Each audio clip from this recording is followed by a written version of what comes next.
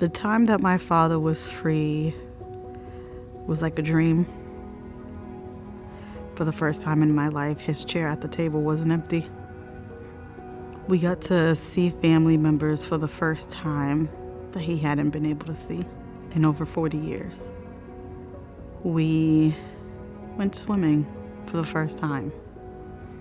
He got to ride a bike with his granddaughter for the first time. He got to play basketball with my son for the first time. Go for a walk. Get on the bus. A lot of things that most people don't think about, you know?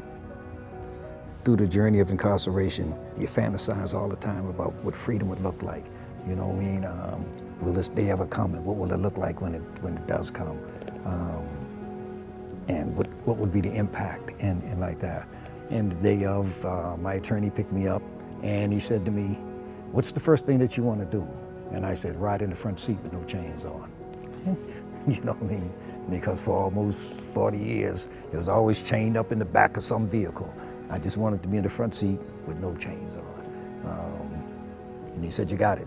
In the front seat, and then I saw his phone and I said, "I want one of those." I don't know how to work it, but I want one of those. When my husband came out, you don't see him like, "Ooh, hooray, I'm out." He's just shocked. And he was very happy, but I think scared that someone's gonna knock on that door and says, "Oh, they made a mistake, you have to go back." Well, what was it like for you to for me? for your husband to finally come home my to you? What was God. that like? It was remarkable. It was scary because he's been in there for such a long time. It's not just his ordeal. It's still in awe for me to see him experience new things. One thing I really appreciated was I hadn't had a bath in 38 years. So I wanted to take a bath. I wanted to get in the bathtub and stay there. When the water got cool, let it out, put some more hot water in, and lay there. Because I wanted a bath so bad. And some music playing. And I got to get my bath. I got the bath. I wonder if you could each talk a little bit about some of the best parts about your freedom. What brings you joy right now in your life since you've been released? For my husband, it is his grandchildren and his son. He goes out with his son, and his grandchildren are his life. For me, it's my baby. I've been in prison her entire life. Her mother was only 4 months along with her when I went to prison. When I came home, you know, it was me and her, because she's my heart and joy. And so that's first and foremost.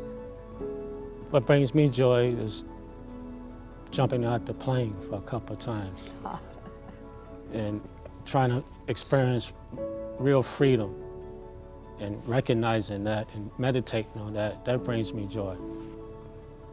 Going for nature walks, going on movies, spending time with the guys here whenever we had a chance to spend time together, and also being involved with the NEEP, the Innocence projects, and doing speaking engagements and things like that. And it might sound funny, but one thing that brings me joy, I can take a shower anytime I want to take a shower.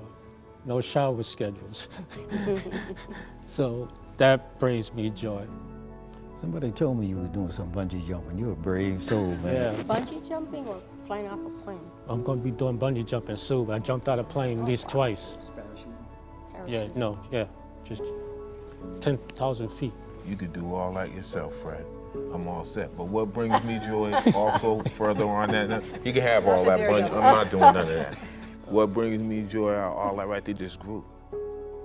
There's more than just this group. It's a bigger group than this. Guys are going on with their lives. So we gotta put more effort into it, getting these guys together, you know, eating and talking and just working it out. And understanding that, you know, we're a crutch for each other. And we gotta be there for each other.